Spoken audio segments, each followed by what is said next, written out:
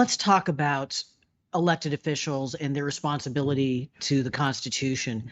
You have said that on January 6th of 2021, President Trump asked you to choose between him and the Constitution, and you had to do your duty to the Constitution.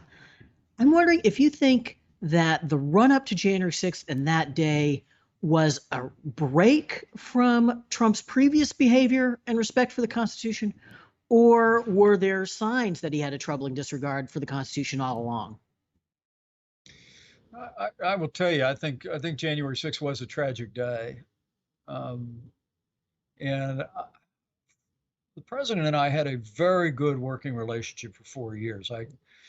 Um, you know, I recounted that in great detail in my book. I said, President is not just my president; he was my friend. I'm incredibly proud of the partnership that we forged. And I can honestly tell you that in the 4 years until the run up to January 6th, we never had a crossword between us, Ramesh. I know which surprises a lot of people, but there was a great deal of respect in our relationship. I think he understood what I brought to the administration.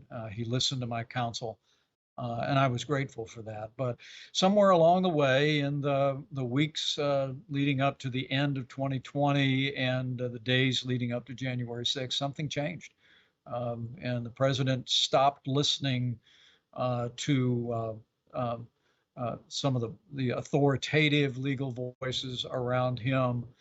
And he stopped listening to me, and he started listening to a group of crackpot lawyers who should have never been allowed on the White House grounds to begin with, who told him what I like to say his itching ears wanted to hear.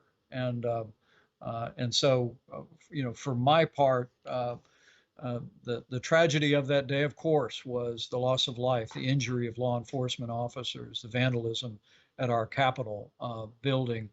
But the fact that in the days leading up, that the president turned a deaf ear to those of us who were taking a strong stand for what the Constitution required of us in that moment.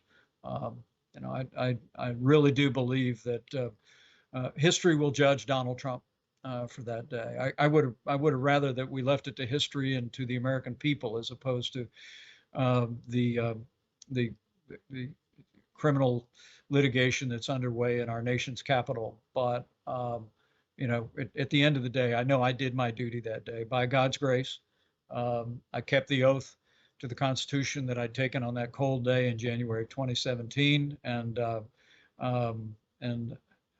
just thought it was important from the time I announced my campaign for people to know that President Trump asked me to put him over the Constitution.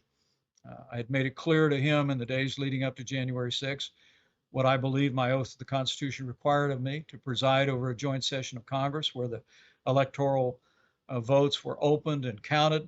Objections could be heard, but my role was very clear. I made it clear that no vice president in American history had ever asserted the authority to reject or return votes to the states. But at the end of the day, he was persuaded by other voices, but I know we did the right thing.